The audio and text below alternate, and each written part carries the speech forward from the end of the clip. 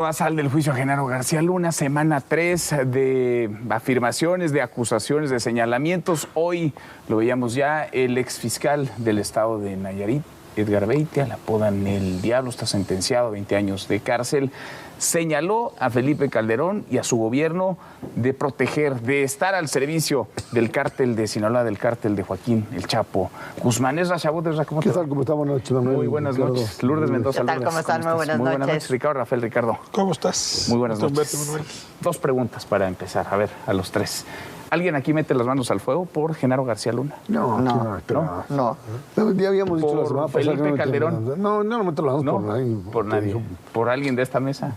Sí, por Ricardo y por Rodesco, claro que sí. No sé. ¿No? Qué bárbaro. ¿Qué estamos viendo, Ricardo? ¿Qué estamos viendo en el juicio contra Genaro García Luna? Así como se escriben los libros sobre la cristiada, ¿no? O se escriben los libros sobre la Revolución Mexicana, o sobre la Guerra de las Intervenciones, pues así se van a escribir, pasando las generaciones, sobre esta 3 lustros, ¿no?, de conflicto armado interno muy serio, ¿no? Digamos, los 2 números que cada vez hay que recordarlos, ¿no? 110,000 desaparecidos, 200,000 muertos, ¿no? Ese es lo que está ahí en medio. Y la verdad es que hay muchas piezas de esa historia que ya conocemos, porque o bien profesionalmente los hemos estudiado o porque nos hemos echado una narcoserie o escuchamos pedazos en nuestra comunidad, pero ya teníamos fragmentos. Yo sí creo, y voy a contradecir algo que decía hace un momento, que ahora estamos viendo aparecer de manera ordenada los argumentos. Creo que lo dasal es lo que había antes porque era difícil entenderlo. Ahora entiendo que lo que quiere decir es que salpican a todo el mundo, pero ciertamente estamos viendo de manera ordenada parte de esa historia. Ahora, como toda historia, y ahí me cae a modo decirlo en inglés, ¿no? Toda historia con H tiene una historia con S, story. Es decir, hay distintas maneras de ver la historia. Y en ese sentido, pues sí, si uno estaba en ese momento metido con el cártel, como Villarreal o como Beitia, pues lo vio de una manera, y seguramente si lo vio desde Los Pinos, ¿no?, lo vio desde otra manera. Lo cierto es que hay elementos, y perdón que regrese a algo que ya habíamos dicho aquí, que sí confirman que el presidente, porque hay que decirlo así, Felipe Calderón, tomó la decisión de proceder con el mal menor. Es decir, dado que había cárteles muy peligrosos, optaron no meterse con el cártel que se presentaba, al menos desde el punto de vista de la propaganda, como menos peligroso. O sea, el menos lastimado de los grupos delincuenciales fue el cártel de Sinaloa. Te lo digo con números precisos. ¿Te acordarás de Poiré, quien era secretario de Gobernación al final? Poiré, ¿No? Sí. Alejandro Poiré. Hay una declaración suya en el Universal, el último año del gobierno de Felipe Calderón, donde da las cifras. El cártel del cual se aprendieron menos individuos, pues el cártel del Chapo. Y luego, el cártel al que se adjudicaba el mayor número de muertes, el cártel del Chapo. ¿Quieres más probanza de lo que te estoy diciendo? Y el Chapo no fue detenido en el gobierno, en el sexenio de Felipe Calderón. Esto implica a Felipe Calderón como un cómplice que se benefició económicamente del Chapo Guzmán. No, es otra cosa. Es una decisión política que hay que tomar cuando tienes otras empresas criminales que te parecían más peligrosas y, por cierto, más importantes para los Estados Unidos en ese momento. Lourdes, ¿cómo lo ves? Creo que este juicio, como va hasta el día de hoy, pues no ha aportado más que puros dichos. Dicen que reza el refrán, muchas nueces y pocos, ¿no? Mucho ruido y pocas nueces, o como se diga, pero ya saben lo que estoy queriendo decir. Y es un poquito lo que estamos viendo. Entiendo el punto de Ricardo de estar oyendo estas cosas, pero ¿qué calidad y qué credibilidad puede tener este señor exfiscal cuando él claramente era parte de un grupo de los narcotraficantes? Él fue y se entregó a Estados Unidos y ahorita dijo, ay, bueno, pues es que nunca me habían preguntado por Genaro García Luna ni por el presidente, pero ya que están preguntándome, pues sí, fíjense que yo escuché de oídas que Felipe Calderón le dijo, y el presidente Calderón inmediatamente salió en Twitter, en redes, a decir, oigan, yo no iba a opinar, pero pues esto sí lo me niego están metiendo y aquí estoy dando la cara. Creo que hay dos partes de este juicio. Uno es el jurídico tal cual, en donde 12 personas allá en Estados Unidos van a decidir, el que están yendo todos los días a ver las audiencias, si es culpable o no. Con que uno solo diga, yo tengo duda, pues sale libre. Hasta hoy no ha habido una prueba. Y por otro lado está la parte política de México y la parte política de Estados Unidos. Ahora, déjenme poner sobre la mesa, ahora hablar a César, a pesar de yo aquí estoy de esa rudeza innecesaria en mi contra desde un inicio, pero ahora hablas. Pero, a ver, ¿por qué mentirían todos los testigos en el mismo sentido?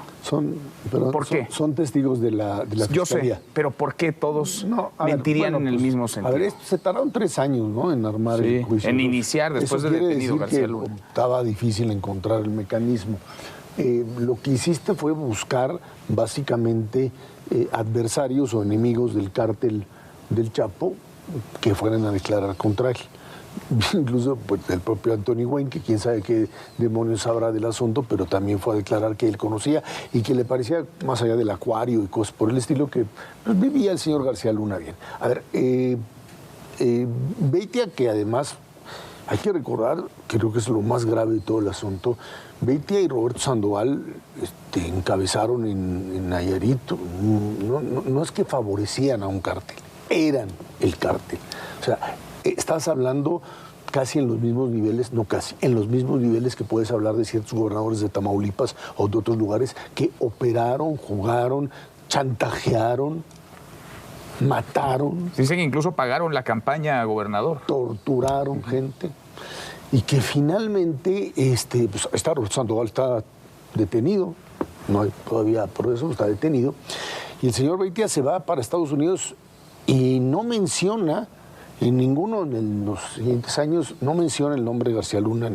El día de hoy, cuando le pregunta la defensa de García Luna, oiga, ¿por qué nunca mencionó a García Luna hasta ahorita?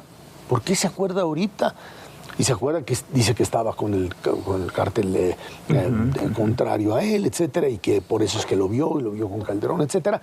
Y bueno, en función de eso, la defensa desmantela el argumento bajo el principio de que pues simple y sencillamente se tratan de acusaciones provenientes de otro cártel, de otro líder de cártel, que está recibiendo un beneficio explícito por parte de la defensa para poder obtener su libertad después de haber sido condenado.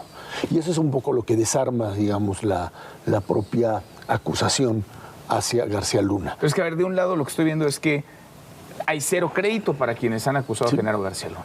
Y puede ser.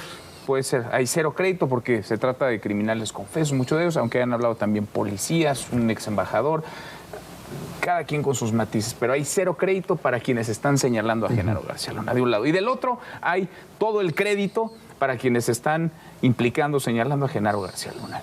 No sé en qué punto estacionarnos para sopesar lo que se dice. Yo creo que a García Luna lo van a declarar culpable. En Estados Unidos, en estos juicios, la mayoría de los juicios en Estados Unidos no llegas realmente al juicio, te arreglas antes. Sí. Cuesta millonadas esto.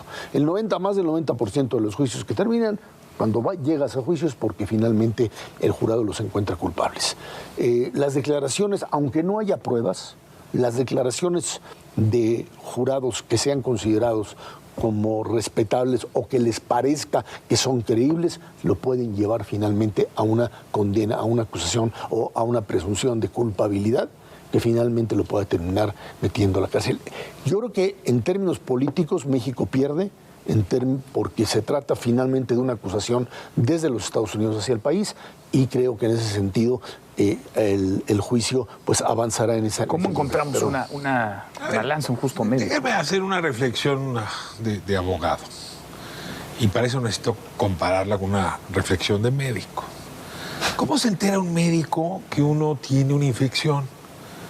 Se encarga una batería de pruebas, ¿no? Además, pues, leucocitos y linfocitos son indicios de que algo ocurre ahí. A ver, déjenme ahora paso al terreno de los abogados. En un delito tan complejo y tan bien estructurado, ¿no? Cuidadosamente estructurado, como el crimen organizado. Déjenme tratarlo como una enfermedad. Pues los indicios que uno tiene son poquitos, ¿eh? Digamos, como vías. Una es la delación y la otra es las pruebas que esa delación a manera de indicio vas encontrando. Pues de repente tiene mucho dinero, ¿no? De repente tiene comportamientos extraños. Si nadie te va a dar factura ni recibo cuando te entrega... Esta cosa que a mí que me sorprende mucho es, una vez la insistencia, pero es que es muy de la cultura jurídica mexicana de, claro, como van a tener beneficios, están diciendo mentiras. A ver, no hay manera que 70 personas sean todas extorsionadas para decir mentiras en una sola dirección. De entrada es penadísimo, penadísimo en Estados Unidos falsear. Por más que les vayan a bajar unos añitos, otros ya están libres. Si en realidad esa decisión... Ahora, lo decíamos muy cuando empezó este asunto, ¿no? No basta con que una declaración como la de Beitia, en un sentido, lleve a este señor. 70 con la de Beitia empiezan a pesar, pero hay intercaladas, y esa me voy a la de atrás, y ahí sí les pido a los compañeros que reaccionen a esa, pues el agente de la DEA que dice, desde 2003 empezamos a investigarlo. A ver, ese señor no recibe beneficios, no está pagado, no, es un funcionario, puede pagar carísimo si miente, dice, desde 2013.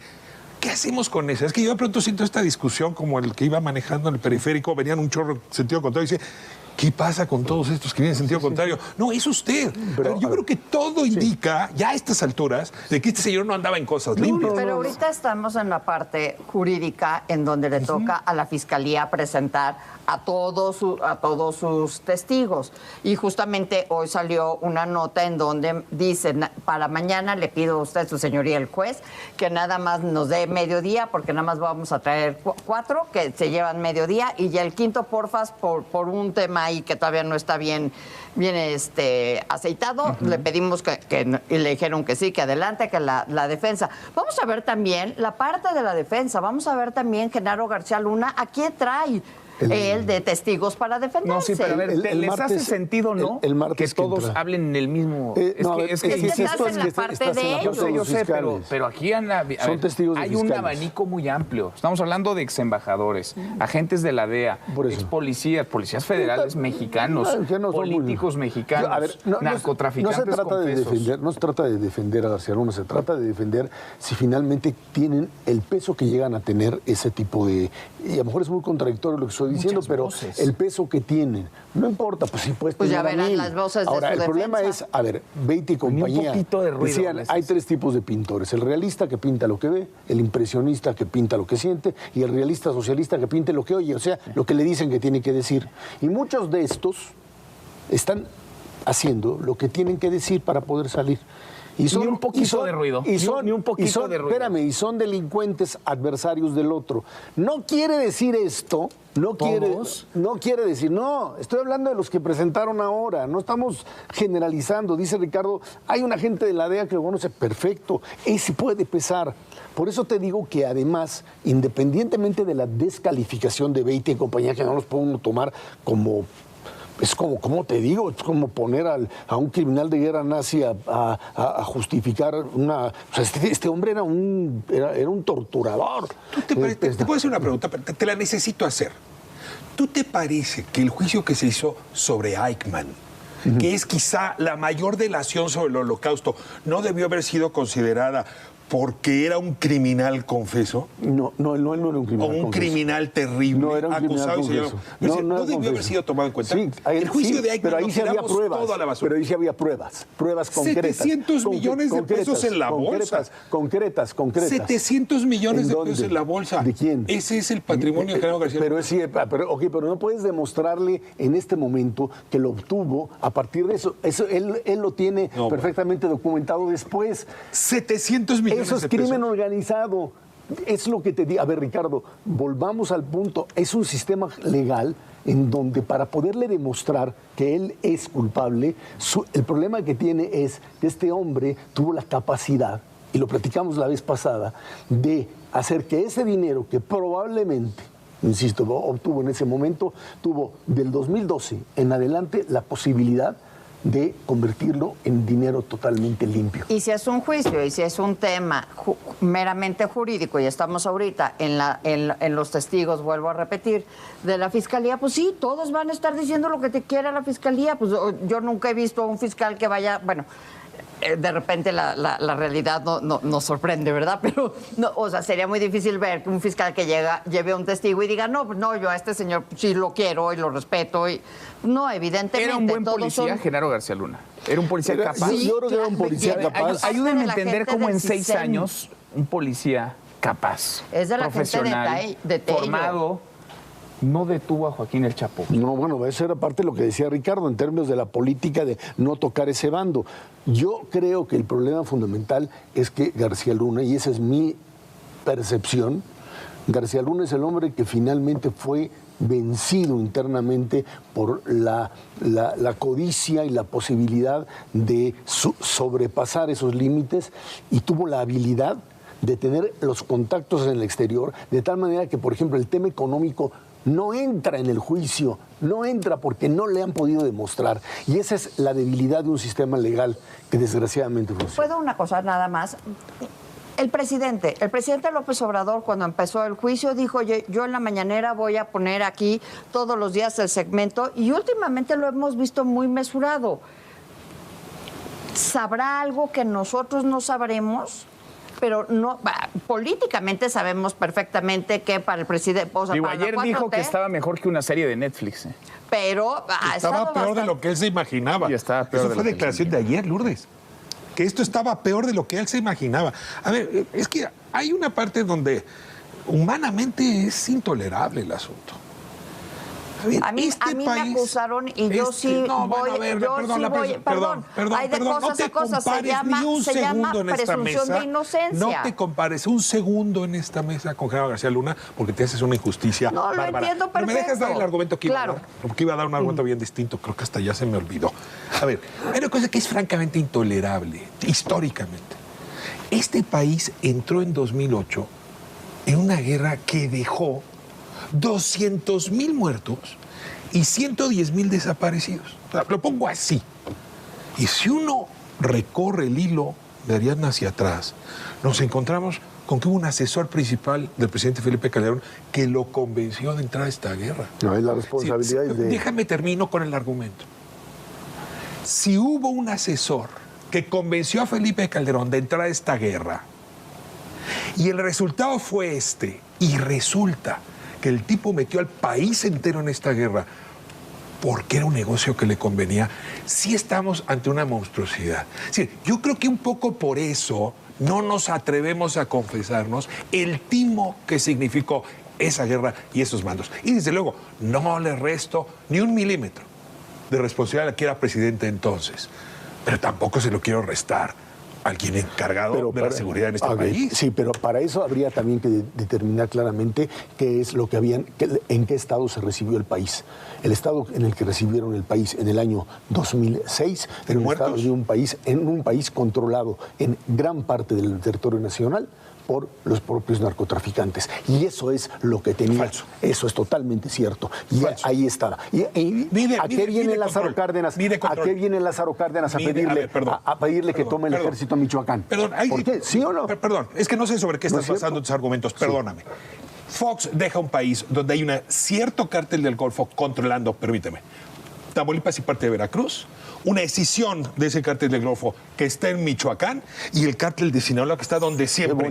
Perdóname. Lo que pasa entre 2007 y 2012 es la extensión de esos cárteles hasta Centroamérica. ¿De dónde dices ¿De dónde está que lo entregó Michoacán? mejor que lo que lo recibió? Explícame Michoacán. Michoacán era un polvorín porque se separaron los y viene Lázaro Cárdenas a pedirle al presidente que entre e inicie la guerra. Problema. Claro y cerramos con estados como el de Guatemala y Salvador metidos en problema cuando acabó la guerra. No, hombre, Calderón entró mucho peor el país del que había recibido. Pues hoy estamos con abrazos, no balazos, y tenemos más muertos. No salto a esas conclusiones. No, y podemos analizar lo que ocurre hoy, pero en el marco del juicio de García Luna, creo que es pertinente hablar de lo que sucedió entre 2006 y 2012. Le seguimos la otra semana. Gracias Lourdes, gracias Ricardo. Hasta mañana. Pásela muy bien.